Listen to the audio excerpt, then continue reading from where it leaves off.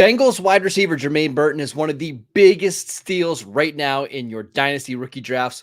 We'll explain why on this episode of the Locked On Dynasty Football Podcast.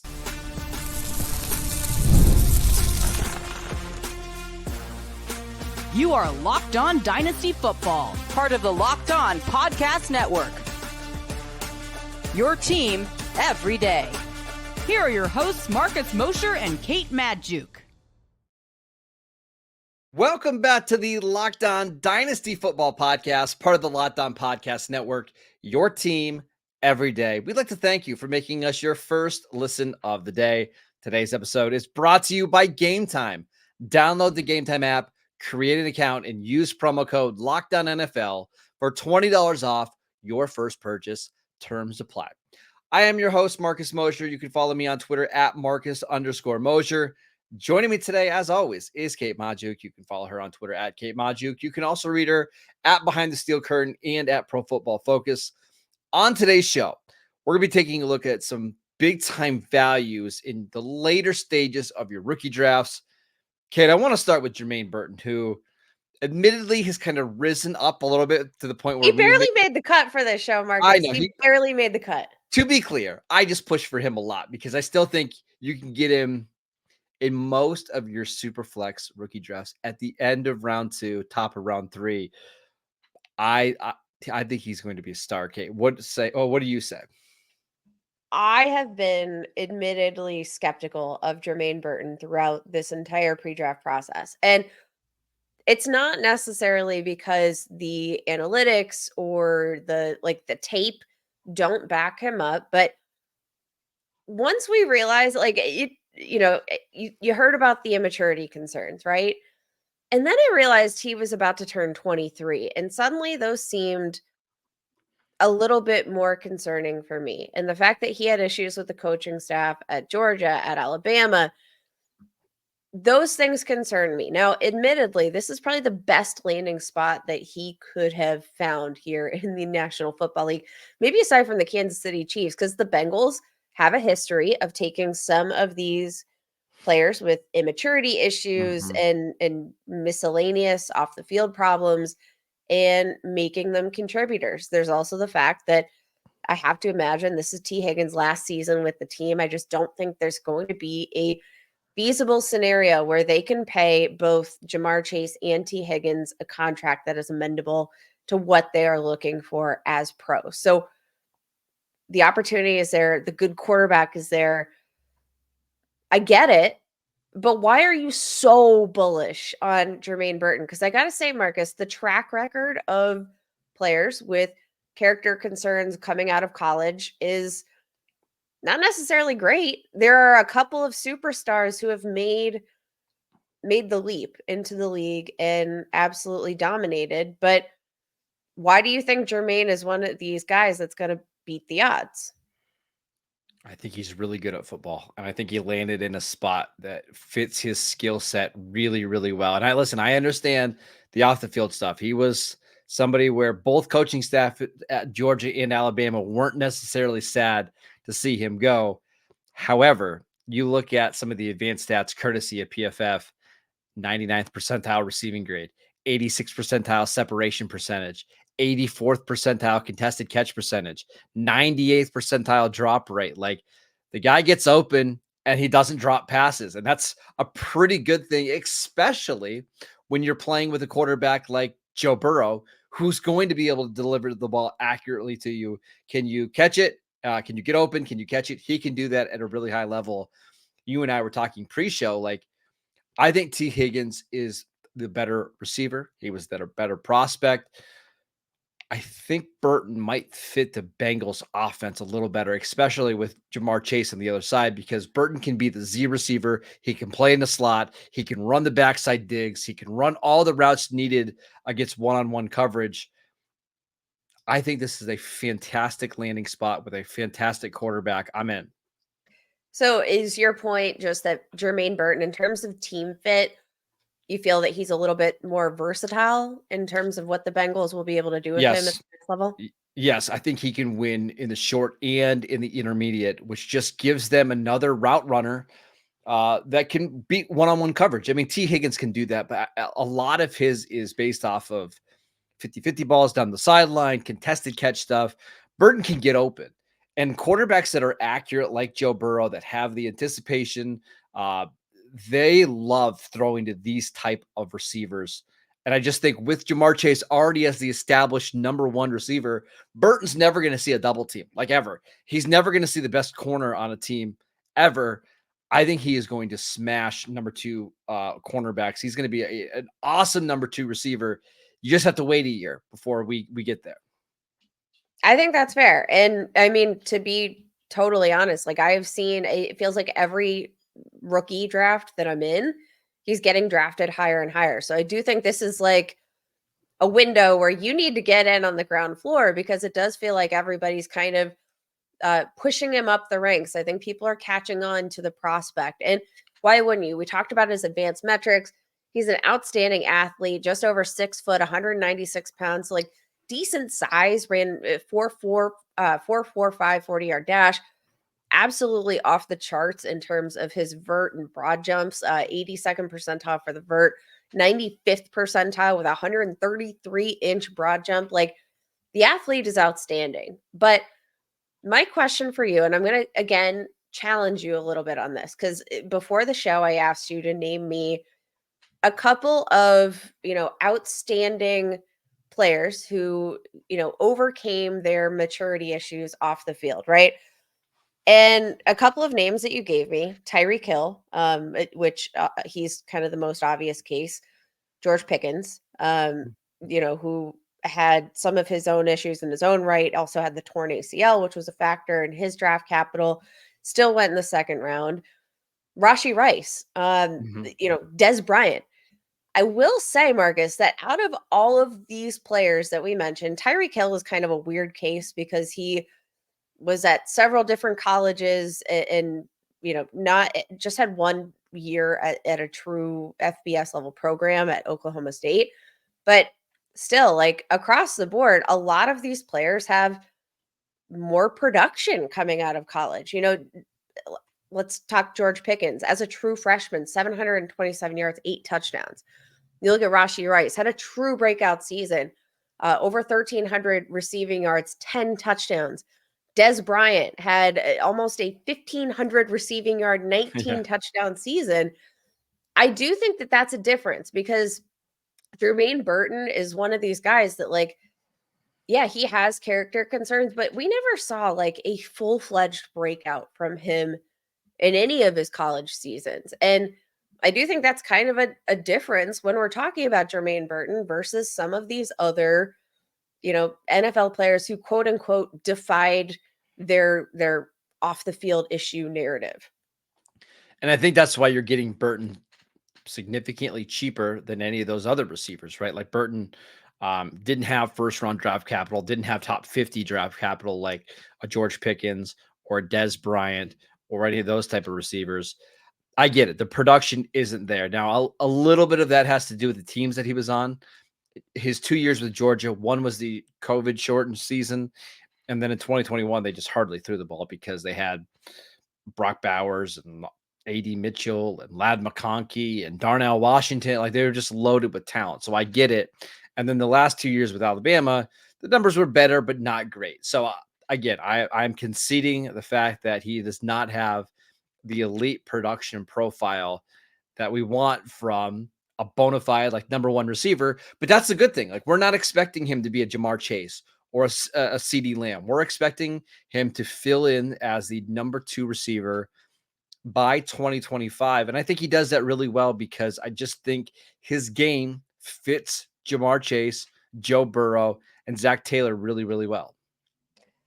I think all of these things are fair, and I'm just kind of pushing back. And honestly, I'm probably going to end up looking like the idiot here in about a year. But these are just like, it's something that I've had trouble getting over in this very deep draft class. Who I think there's a lot of talent here in this draft class specifically.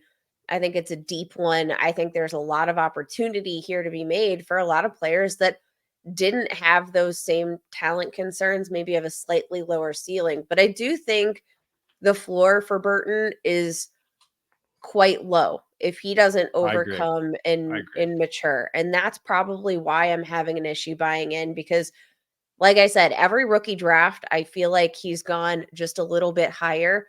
I participated in a single quarterback rookie mock draft over with the PFF fantasy group just yesterday. And he was drafted at the 203 in a single quarterback league, which holy bananas. That is too dang high for a guy that I think does not have a very safe floor. I think his wide range of outcomes is wider than most of the rookies in that same range. I'm just willing to take the chance on the offense and the talent. And again, at that price, if I'm wrong, it's not a huge deal, but I do think he could be somebody who is fantasy relevant pretty quickly into his rookie contract. Okay, Where's the go highest ahead. you would be willing to pay for him? What's the what's Highest draft capital that you'd be willing to invest? a mid-second? Okay. I think that's fair. And right now, depending on what league you're in, late second, early third is where he's going. I would pay up, into the late teens, very early 20s. He's not the only player that we think is a big value in your rookie drafts. Let's get to a certain tight end from Kansas State next. This episode is brought to you by BetterHelp. Sometimes we all need the opportunity to get something off of our chest. Big or small, certain things can really start to get to you. It's important to let that out, especially to someone who is unbiased in your life. So today, I want to tell you how I really feel about something. You might even be thinking the same thing this week. I hate these mini camp hype videos that every single team tweets out. I saw one yesterday of Malachi Corley catching a screen and everybody was awing over it. Stop it. It's enough. We don't need these. It's pointless. Just stop it, please. Therapy can be different for everyone. Most of us have much, much bigger problems than our favorite sports teams or hype videos that get us mad on the internet. Trust me, there's much more important things to be upset about than that. But it's important to get things off of your chest every once in a while. If you're thinking of starting therapy, give BetterHelp a try. It's done entirely online. It's designed to be flexible and suited to your schedule. All you have to do is visit betterhelp.com/lockedon to get 10% off your first month. That is BetterHelp, HELP.com/lockedon. Welcome back to the Locked On Dynasty Football Podcast. Are you watching Fox Sports or ESPN on your TV all day? Are you having to turn down the volume because of all that shouting?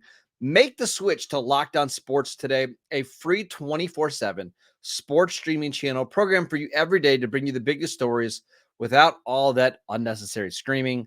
Locked On Sports today brings you can't miss analysis, opinions, and news, streaming 24/7 on YouTube or on the free Amazon Fire TV channels app. Part of the Locked On Podcast Network, your team every day. All right, Kate, let's talk about a certain tight end that we think is a little undervalued right now. Let's talk about Ben Sinnott, who, Marcus, you have dubbed the next TJ Hockenson, which is a astounding player comp here, I think, for Ben Sinnott. Let's talk about the prospect himself coming out of Kansas State. Just a phenomenal freaking athlete, right? Like, tested off the charts, just under 6'4", 250 pounds, ran a 4.68 40-yard dash, 40-inch vert. That is 97th percentile for tight ends. At 250 pounds, a 40-inch vert, that is insane. That is psychotic. You weirdo. Like, stop being so athletic. Like, it is absolutely phenomenal. But what I think is like more exciting in terms of his combine production, whereas 3 cones, his 20-yard shuttles, which he absolutely dominated, 96th percentile with a 6.82 second 3-cone drill, 81st percentile with a 4.23 second 20-yard shuttle. That gives me all of the faith in the world, even far beyond the vertical jump, the 40-yard dash, the broad jump, that he has all of the physical attributes to be a premier receiving tight end in this league in terms of the change of direction skills needed to run routes and have a refined route tree at the next level. And Marcus, you look at the opportunity. He got draft capital, right? He is a second round tight end prospect now, drafted to the Washington Commanders. And I mean, that tight end room is very much wide open. I don't think they would have invested in Sinnott as early as they did if they didn't have plans to use him early and often. Zach Ertz doesn't scare you at all? Who? No. No. No. Do not make your draft decisions regarding Ben Sinnott based on Zach Ertz.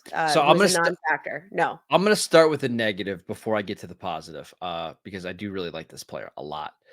I am a little concerned about him being paired with a rookie quarterback. I know there's this age-old adage, young quarterbacks love a good tight end. It's actually not the case. We've done some studies at PFF to show it's not really true at all. It's because typically when you're throwing the ball to the tight end, that's a more congested area in the middle of the field, making it more difficult to throw to those players. And quarterbacks that are athletic and that like to take off and use their legs don't throw to the tight end as much. And now that Jaden Daniels is going to be the starting quarterback in Washington, it's a little bit of a concern. Plus, we have Cliff Kingsbury, who has historically made his tight ends block a lot, which that's good for Ben Sinnott because he is a good blocker. He's going to be able to get on the field early, but I'm also not really basing too much on Cliff Kingsbury. Like I Two don't. people not Yeah, make your decision on for Ben Sinnott are Cliff Kingsbury and Zach Ertz. Do not factor no, them I'm into your not. equation, folks. Yeah, I'm not, and not. But the reason I like him is tight end is a position where athleticism matters a lot. And look at our top tight ends in the NFL right now. Sam Laporta, very good athlete. Dalton Kincaid, a good athlete. Kyle Pitts was an amazing athlete coming out. We know Brock Bowers is a good athlete. I mean, all of these tight ends in the NFL are like elite athletes. Trey McBride, another special athlete coming out of Colorado State. You have to be at that position. And one of the things I really like about Ben Sinnott is that he's very good after the catch. And he also can create separation. And that's one of the big things for me is like when you're in one-on-one coverage, can you pull away from your defender? And the answer is yes. If you're watching with us on YouTube right now, you can see all of the advanced numbers via Pro Football Focus. 76 percentile receiving grade, 89th percentile separation percentage, 76 percentile yards per route run, 80th percentile contested catch percentage, and 57th percentile yards after the catch per reception. He's just a very good receiver who is highly athletic, who is going to an offense that I expect to be wide open. And one of the things that we've talked about all offseason, Kate, is usually defensive coaches, which Dan Quinn is, want their offenses to be slower paced so they can run the ball and play good defense. It's not Dan Quinn. Dan Quinn wants a fast-paced offense, and that's why you hired Cliff Kingsbury. I think there's going to be a lot of passing attempts in this offense, which is going to give Ben Sinnott plenty of opportunities to be fantasy relevant. Yeah, I just love to see the impact he had over the past 2 seasons, over almost over 1,100 receiving yards, 10 touchdowns over the last 2 years. I think there's so much room for him in this offense. Maybe not going to make an impact in year one. I think the pointing out the fact that like yes, it might have rookie quarterback might avoid the middle of the field because those are maybe some higher risk throws that we don't necessarily know Jaden Daniels is going to be comfortable making in year one. But again, this is Dynasty. I think we need to be thinking long term. And I think when we're looking at both the production profile as a receiver, the talent, athleticism, all of that points to Ben Sinnott as major value for the long haul. Yes, I agree. To me, he's my favorite tight end in this class outside of Brock Bowers because he's really the only one that has the production and the athleticism and the draft capital. I like somebody like Theo Johnson coming out of Penn State, but he's a day 3 tight end with almost zero production coming out of Penn State. Jatavian Sanders, his production is good. The athleticism is very average. I think he had like a 56 percentile RAS score, and he went on day 3. I think Ben Sinnott, especially if you can get him top of the third, middle of the third of your dynasty drafts, you could have a starting tight end sooner rather than later. Let's go, Ben Sinnott. Let's go. I'm all in on this dude. I think we've kind of hit the trifecta or the quadfecta or whatever fecta we're at. He's got the production, he's got the advanced metrics, he's got the athleticism, he's got the tape. Like, there's not a ton to dislike about Ben Sinnott, and that's why y'all need to jump on board as soon as possible. All right, let's stick with Washington Commanders, because not only did they draft a tight end on day 2, they also drafted a receiver. We will get to him next. This episode is brought to you by Gametime. Gametime is now an authorized ticket marketplace of the NBA, which makes getting playoff tickets even faster and easier. Prices on the Gametime app actually go down the closer that it gets to tip off, with killer last minute deals, all in prices, views from your seat, and their lowest price guarantee. Gametime takes the guesswork out of buying NBA tickets. Listen, I love Gametime. It's what I use when I go buy tickets for NFL games, NBA games, when I go see the Pirates play. You can save up to 60% off buying last minute tickets for sports, concerts, comedy events, theater events, anything that you want to go to. Save even more with exclusive in-app deals on select seats ahead of the game or the event. Take the guesswork out of buying NBA tickets with Gametime. Download the Gametime app, create an account, and use promo code LOCKEDONNFL for $20 off your first purchase. Terms apply. Again, create an account, redeem promo code LOCKEDONNFL for $20 off. Download Gametime today. Last minute tickets, lowest price guaranteed. Welcome back to the Locked On Dynasty Football Podcast. We are discussing the best late round rookie values. And Kate, you've got a sleeper here that we want to talk about. Luke McCaffrey. What do you got? Let's talk about Luke McCaffrey, who, yes, of course, brother of Christian McCaffrey, and true to the McCaffrey bloodlines. He's an excellent athlete.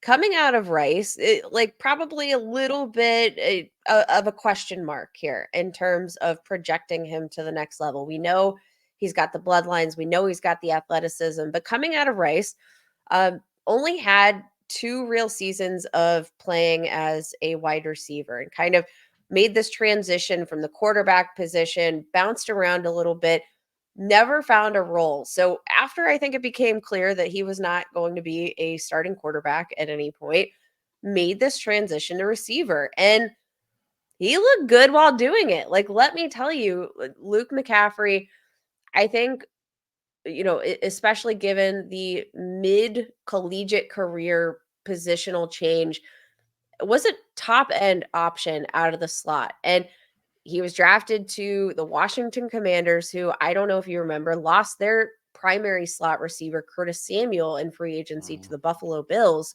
But I think there's a lot to like here in terms of like what we've seen to this point.